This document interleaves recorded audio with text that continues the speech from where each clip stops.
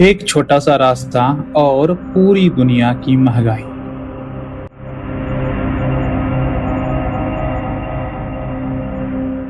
सोचिए, अगर अचानक दुनिया में तेल की सप्लाई रुक जाए तो क्या होगा।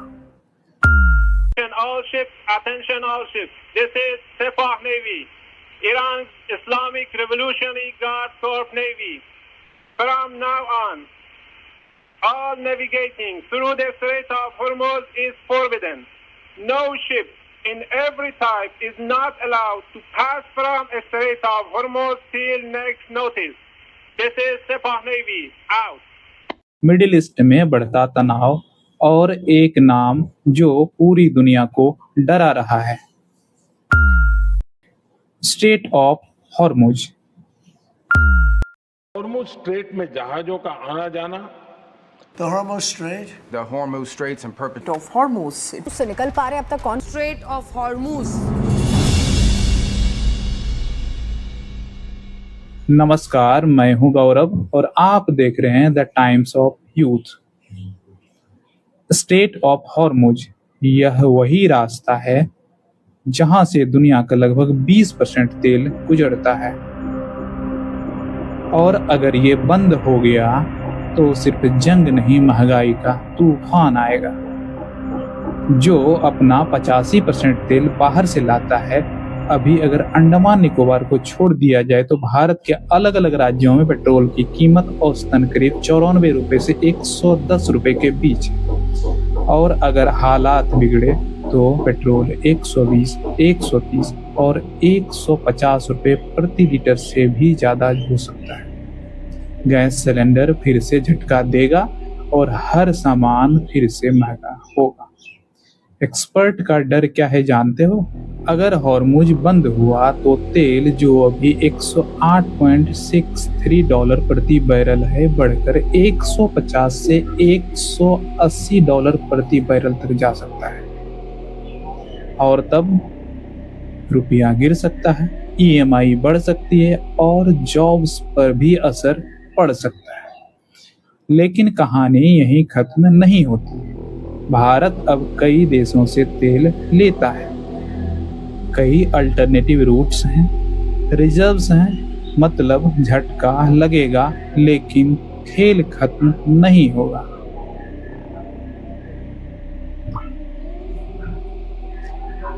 असल सवाल ये नहीं है कि जंग कहाँ हो रही है, सवाल ये है कि असर आपके घर तक कब पहुंचेगा। अगर जब ऐसा वक्त आए तो घबराने की नहीं, साथ खड़े होने की जरूरत होती है। ये मैं नहीं, देश के प्रधानमंत्री संसद में कह रहे हैं। हम कोरोना के समय भी एकजुटता से ऐसी चुनौतियों का सामना कर चुके हैं। अब हमें फिर से उसी तरह तैयार रहने की आवश्यकता है।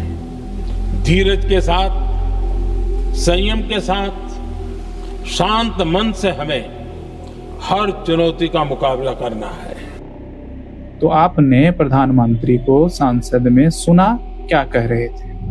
तो अब सवाल ये है कि क्या कोरोना के समय जैसी भयावह स्थिति थी वैसी ही स्थिति फिर से आने वाली है? एक बार फिर से सुनिए प्रधानमंत्री क्या कह रहे हैं। अभी जो युद्ध चल रहा है, इससे पैदा हुए संकट का सामना कैसे करना है, इसके बारे में मैंने संसद में भी विस्तार से बताया है।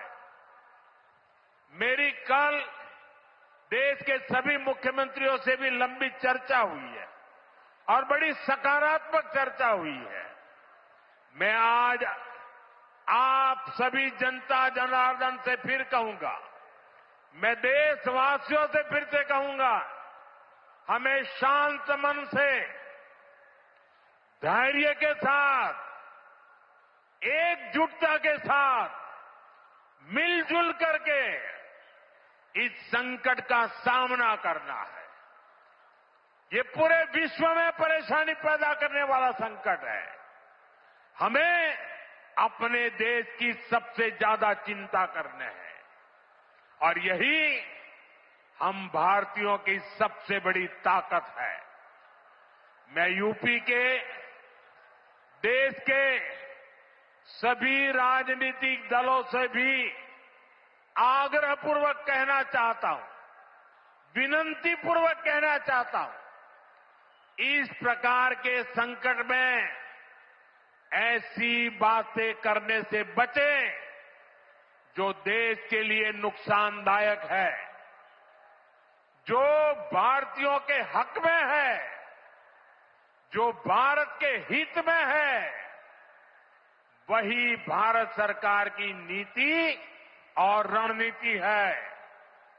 राजनीति के लिए गलत बयानबाजी करने वाले राजनीतिक बहस में तो कुछ नंबर पा लेंगे, लेकिन देश को नुकसान पहुंचाने वाली हरकतों को देश की जनता कभी माफ नहीं करती। कोरोना के महासंकट के दौरान भी कुछ लोगों ने अफवाहें फैलाई, वैक्सीन को लेकर झूठ बोले ताकि सरकार का काम मुश्किल हो, देश को नुकसान हो। परिणाम क्या हुआ? जनता ने चुनावों के दौरान ऐसी राजनीति को नकार दिया। तो तैयार रहिए, जागरूक रहिए और आप इस मुद्दे पर क्या सोचते हैं कमेंट में जरूर साझा कीजिए। जल्द मिलते हैं किसी नए मुद्दे के साथ, तब तक जागरूक रहिए। नमस्कार।